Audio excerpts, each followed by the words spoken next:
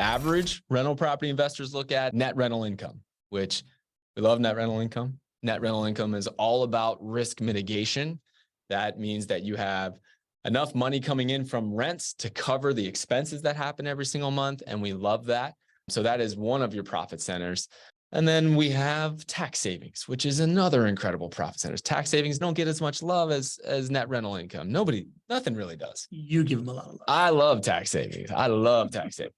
But these are the special advantages that you have from a tax savings perspective, simply because you're investing in an asset like a single family rental property. Everybody who's listening here, live on the show and the podcast, or wherever on replay, you all are able to take advantage of this tax savings.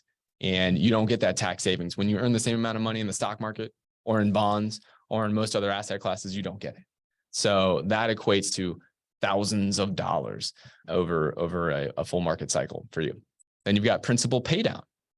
This is this beautiful concept of your resident paying your loan down for you, which when you invest in an asset that is cash flow positive, that has positive net rental income, it's another way of saying that, your resident is actually paying your loan down for you in that mortgage payment every single month. And that equates to tens of thousands of dollars over a full market cycle hold.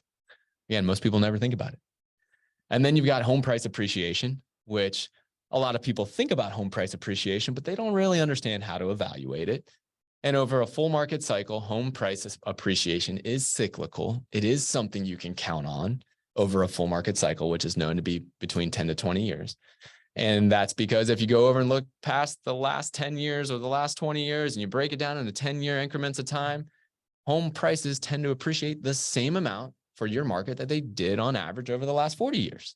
And it'll happen the same way over the next 10 to 20 years. So you can count on home price appreciation.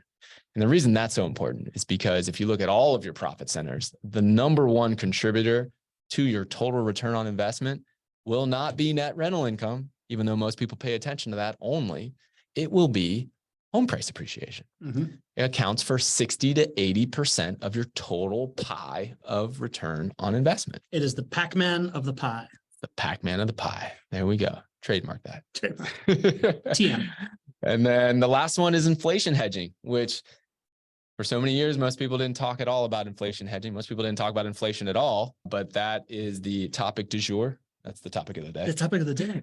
Oh. Inflation's raging in our country still. We are happy that it has come down to 5%, but that's still, more than double what it should be. That's 1.5 times what the mandate should be from the Fed. And so we have a long way to go to get inflation down. When inflation is raging like it is, you want to be in assets that hedge against inflation. That means that the asset tends to perform well in an inflationary environment. And single family rental properties do that. And one little tidbit on the inflation side, when you take out smart debt in an inflationary environment, you're the big winner. That's how you profit from inflation. So those are your 5 profit centers. You got net rental income, tax savings, principal pay down, home price appreciation, inflation hedging. There you go, brother. Nailed it, bro.